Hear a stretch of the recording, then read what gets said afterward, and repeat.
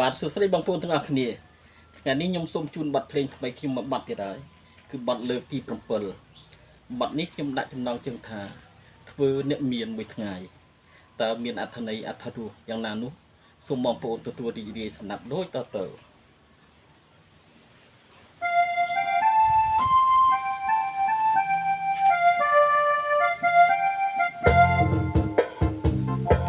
ពួកយើងមកទូដុំកណាតវាជប់រសៀលមកបីពួកយើងមកទូដុំកណាតវាជប់រសៀលមកបីតែសប្បាយនឹងគេនៅប្រឡាយថ្មីបាត់ចង់ស្ដាំដៃគៀនស្ទៀនតខានពួកទៅប្រឡាយក្តានពួកយើងនឹងជួបញាតិមិត្តគ្រប់ប្រាកន្លែងមកលេងកំសាន្តទៅដល់បត់កែងនេះជាកន្លែងមកលេងកំសាន្តឃើញគេងូតទឹកលេងតងផងឡានឡាទៀនក៏បានញ៉ាំអីជុំគ្នាពួកយើងទាំងអស់គ្នាគិតពងដាក់ពីផឹកសប្បាយម្ដងអូយណាដាក់មកបន្ថែមក្លែមផងបកអូយណាសាច់ក្លែមដាក់មកបន្ថែមក្លែមផងបក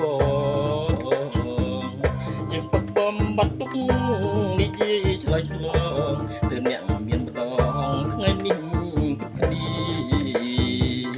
ចាំសូរិយានិន្ទ្រីយើងនាំគ្នាវិលទៅផ្ទះវិញអូបសបង្ហើយអពុកយើងអើយកុំបើគួយគេដេញអូបសបង្ហើយអពុកយើងអើយកុំបើគួយគេដេញត្រូវបាក់យឺតជាវៀងដួលវិញទើបទឹកទូម្នេញគ្មានកើតឡើងឡើយតថ្ងៃលិចទៅហើយចាំដល់ថ្ងៃក្រោយអត់ជួបគ្នាទៀត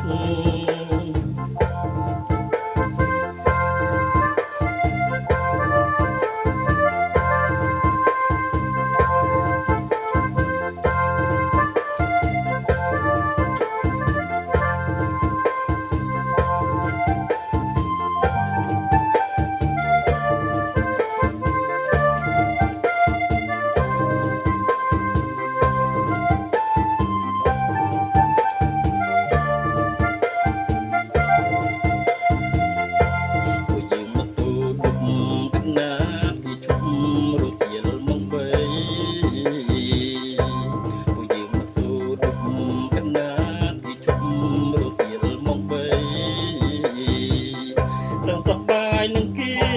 នៅប្រឡាយថ្មីអត់ចង់ស្ដាំដៃគៀនស្ទៀនតខាន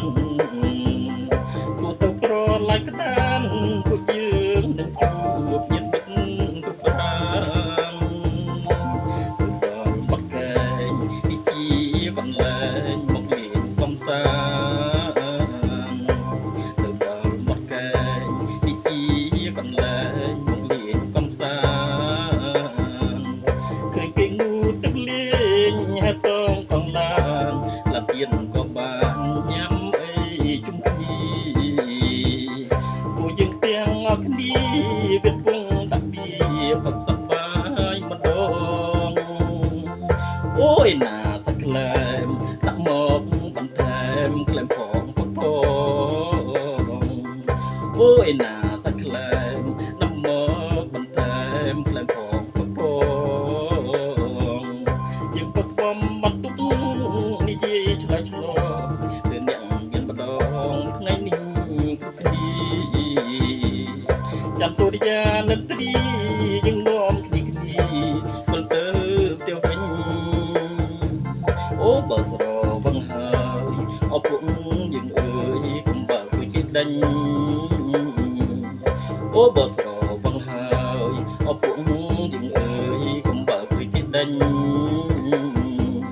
ត្រូវបើយឺតជាវៀងដួលវិញទើបទឹកទូម្នេញគ្មានកើតឡើងឡើ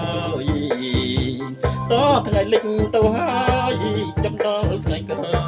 អាចជួបគ្នាទៀត